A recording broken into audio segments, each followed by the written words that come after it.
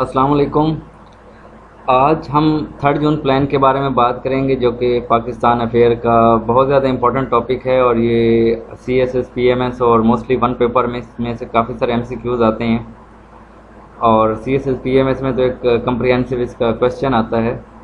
तो आप लोगों ने ये वीडियो एंड तक देखनी है और इसमें काफ़ी सारे आपके MCQs और काफ़ी सारे कॉन्सेप्ट्स क्लियर हो जाएंगे कि 3 जून कैसे हुआ था, 3 जून की इम्प्लीमेंटेशन कैसे हुई थी, 3 जून के क्या क्या सिग्निफिकेंस हैं और इसका ओवरऑल जो बर्थ ऑफ पाकिस्तान और हिंदुस्तान है उसमें इसका क्या रोल है। तो हम लेक्चर की जानिब चलते हैं। सबसे पहले मैं आपको थोड़ा इसका बैकग्राउंड बता दूं। जो 3 जून प्लान है ये 3 जून 1947 को हुआ था, इसलिए 3 जून का नाम दिया जाता है। और इसमें जो लॉर्ड माउंटबेटन थे वो दिल्ली आए थे। ये आखिरी वॉइस राय हैं, इनके बाद कोई वॉइस राय नहीं आता। ये डेट भी आप लोग नोट कर लें। ये 12 मार्च 1947 को दिल्ली में उतरते हैं लॉर्ड माउंटबेटन। ठीक है, ये लास्ट वॉइस राय हैं जो सब कॉन्टिनेंट है उसके। तो इनका जो बेसिक ऑब्जेक्टिव था वो था कि ब्रिटिश रूल जो है उसे किस तरीके से उसे वाइंड अप किया जाए, यानी ब्रिटिश रूल यहाँ से ख़त्म किया जाए और एक अलहदा गवर्नमेंट जो है उसकी बुनियाद रखी जाए। तो ये ओवरऑल उनका मकसद था। तो वो आए थे, उन्होंने काफ़ी सारे इंडियन लीडर के साथ डायलॉग किए थे, उनके साथ मीटिंग्स की थी और फिर वो इंडिया चले गए थे प्लान लेके। तो ये एक थोड़ा सा इसका बैकग्राउंड था। अब हम इसकी जो इम्पोर्टेंट इसके फीचर्स हैं उसके बारे में चलते हैं। ये मैंने ऑलरेडी आपको बता दिया है कि लॉर्ड माउंटबेटन वो निगोशिएशन करने के लिए आए थे और मुख्तलिफ इंडिया के लीडर्स, यानी 2 बड़ी पार्टी थी यहाँ, कांग्रेस और मुस्लिम लीग, उनके लीडर से ये मिले थे, डायलॉग्स किए थे, इनकी मीटिंग्स हुई थी और डेट्स आपको मैंने ऑलरेडी बता दी हैं। और फिर उन्होंने अपना जो प्लान है वो सेंड किया था इंग्लैंड, मतलब उसके अप्रूवल के लिए, क्योंकि ये लोग थे, ये तो वाइसराय बन के आए थे एज अ गवर्नर, मतलब वाइसराय बन के आए थे, यहाँ प्लान लेके आए थे। इन्होंने सारा यहाँ प्लान बनाया, फिर इस प्लान को उन्होंने ब्रिटिश वापस सेंड किया ताकि उसकी फाइनल अप्रूवल उसकी मिल सके, क्योंकि फाइनल डिसीजन तो ब्रिटिश के जो प्राइम मिनिस्टर थे उन्होंने लेना था। तो ये इसका बेसिक चीज़ें हैं। अब इसके जो मेन फीचर्स हैं वो क्या हैं 3 जून के। जी, पहला है कि जो लेजिस्लेचर है पंजाब और बंगाल का, वो प्रोवेंसेस, कि भाई उन प्रोवेंसेस को डिवाइड किया जाए या उनको इकट्ठा रखा जाए। ठीक है, मैंने उस प्रोवेंस को, पंजाब और बंगाल को डिवाइड किया जाए या उनको इकट्ठा रखा जाए, क्योंकि उस वक्त प्रोवेंस बहुत बड़े बड़े होते थे। जिस तरह आपको पार्टीशन ऑफ बंगाल अगर आपने लेक्चर सुना है तो वो एक बहुत बड़ी स्टेट थी। तो ये आपकी इन्फॉर्मेशन के लिए यहाँ बता रहा हूँ कि उसको मैनेज करना बहुत मुश्किल था और कई कई महीने लग जाते थे जो उसकी मैनेजमेंट के लिए, क्योंकि उस वक्त जो ट्रांसफॉर्मेशन ऑफ इंफॉर्मेशन थी वो इतनी इजी नहीं थी। उस वक्त मोबाइल फ़ोन वगैरह नहीं हुआ करते थे, बहुत ज़्यादा मुश्किल काम हुआ करता था।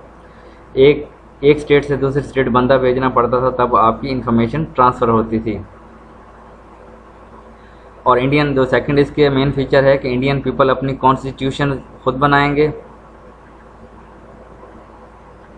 और ये कॉन्स्टिट्यूशन वहाँ इम्प्लीमेंट नहीं होगी जहाँ के लोग इस कॉन्स्टिट्यूशन को रिजेक्ट कर देंगे। यानी जो लोग इस कॉन्स्टिट्यूशन को मानेंगे उनके लिए इम्प्लीमेंट होगी, जहाँ मेजॉरिटी इसको मानेगी वहाँ ये इम्प्लीमेंट होगी, जहाँ लोग नहीं मानेंगे उसको इम्प्लीमेंट नहीं होगा। और NWPF, यानी जो पहले NWPF था, अब मतलब अब तो नाम चेंज हो गया ना आपको, हम भी अपने सरहद को NWPF कहते थे, अब उसको KPK कहते हैं। ये वैसे आपको बताने के लिए बताया है यहाँ। Referendum shall be held in, referendum किए जाएंगे NWPF में। और बलूचिस्तान को जो है, बलूचिस्तान का एक फ्यूचर डिसाइड किया जाएगा, मतलब बलूचिस्तान का क्या किया जाना चाहिए, उसे अलग प्रोविंस बनाना चाहिए या किसी और सूबे के साथ उसको ज्वाइंट कर देना चाहिए। तो इसके बारे में प्रॉपर डिसीजन लिया जाएगा। और सारे स्टेट्स जो सारी रियासतें होंगी वो फ्री होंगी कि वो एक दूसरे के साथ जॉइंट रहें या अलहदा हो जाएं, अलहदा रहें।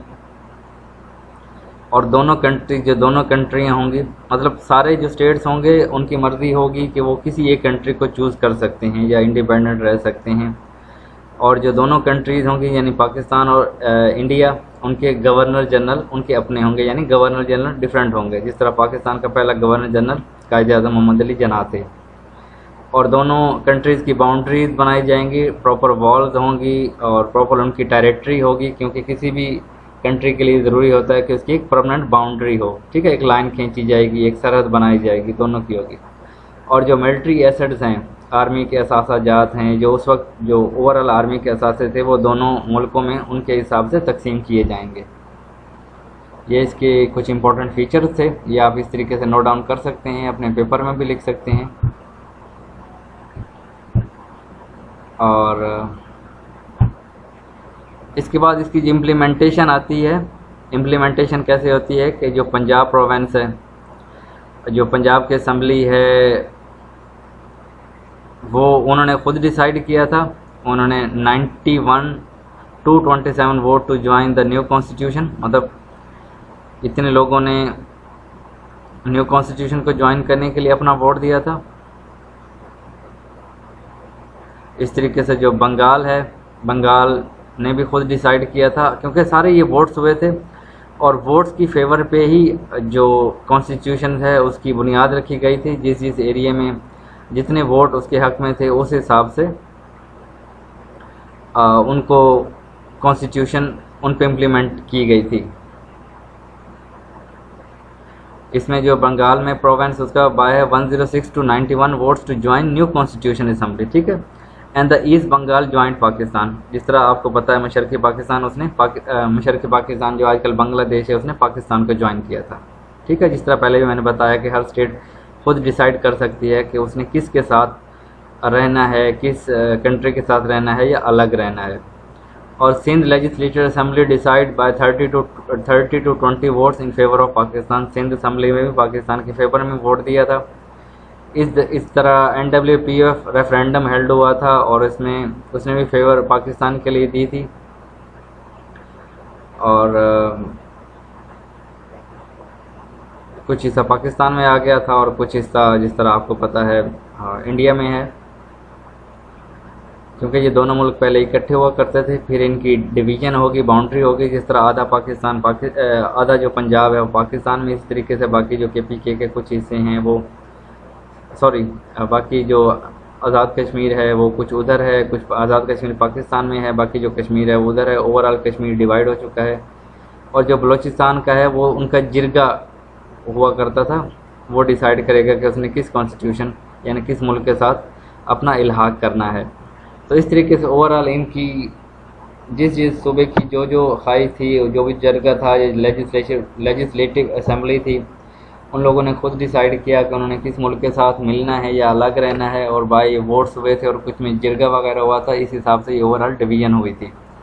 और ये 4-5 इसलिए मैंने पॉइंट लिखे हैं क्योंकि ये मोस्ट इम्पॉर्टेंट हैं, क्योंकि देखें पंजाब पाकिस्तान में भी है, इंडिया में भी है। और इसी तरीके से जो कश्मीर का हिस्सा है वो कुछ पाकिस्तान में है, कुछ इंडिया में। इस तरीके से सारे जो प्रोविंस थे वो उनमें डिवाइड हुए थे। और जो जिस स्टेट ने जिस